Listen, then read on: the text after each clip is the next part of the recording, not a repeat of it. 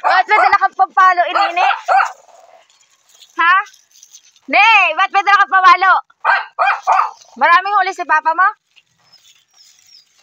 Tia Herlin mo naghalwat na? Eh? Balik daw ni Tia Nining. May isda na nga kasi kami, padalawa ka nang nagbigay niyan sa amin. Hindi, sabihin mo, bukas na lang daw ni... Alam niyo, Tia Herlin mo yan. Masisira kasi at may piprituhin na ako. Pambukas namin yung ulam. Akala mo pinapabalik ko at ano, hindi ko kukuhain. Alam niyo na yan, ilalagay niya yan sa freezer. Ha? Ha?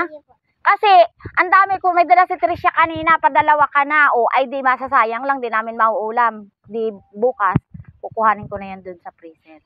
Tapos sabihin mo, huwag mo kakalimutan, ha? Di, Tia Herlin, pahingi daw ng ulam ang mga aso. Alam kong ano yun ito? Marami daw nilutong karne. Mapiknik sila mamaya. O, kasama ka? Eh, di ka papayagan ni mama mo. Ayun ha. Sabi mo, Tia Herlin, wag mo daw kalimutan yung mga ulam nila Banjo. Tapos ilagay mo daw to sa freezer, bukas lang daw kukuhanin Tia Nining. Aha! At may ulam na sila, gawa na ang nagdala daw si Tricia. Ay, pag niluto lahat, hindi naman mauulam din mamaya. Kaya bukas ko na lang yung kukuhanin, ha? Oh. Oo. Wag mong kalimutan. Oh, sige na. Salamat. Ayan mga loves. Ayan mga loves.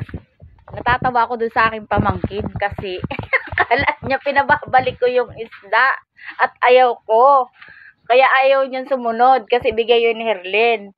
Eh kasi kanina nga may dala ng isda yung pamangkin ko, si Tricia. Galing dun sa isa kong kapatid, kay Inting. Eh syempre, ang dami na naming isda. Excuse me.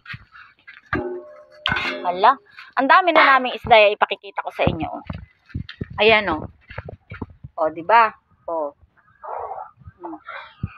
Ang dami na mga loves. Eh, dadalawa naman kami, tas siyempre yung mga aso. O, kaya sabi ko, ibalik na lang niya doon. Ay, ayaw niya ibalik kasi nga daw manggalit Tia Herlin niya. Nagdadalawang isip siya. Eh, siyempre nga, para bukas ko na lang yung kukuhanin. Alam na yun ng aking kapatid. Nagbigay na yun, tapos makikirep pa, makikilagay din sa rep doon sa binigay niya isda. Kasi nga ay ganun. Diba? Eh, ubos biyaya. O, pero nagbilin ako kasi birthday nung aking pamangkin. Sila ay magsiswimming. Inaakit na ako. Hindi naman ako pwedeng umisan sa trabaho. At saka, uli ako ng uli. Kasi ang dilim. Eh kasi, yung magsiswimming nga sila. Chismis ko. Magsiswimming sila. Tapos nagpaluto ng pang-ulam yung aking kapatid. Doon sa kaibigan niya sa Tagabayan. Sabi ko, kasi sabi niya nagpaluto daw siya ng kaldereta at saka bupis at dinuguan. Ewan kung ano pa.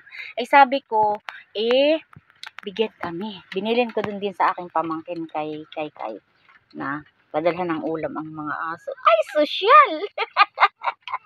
Hindi kasi, alam na ni Herlin din yun na na para din sa aso at para na rin sa amin. Syempre, alangan naman sila lang umulam ng masarap.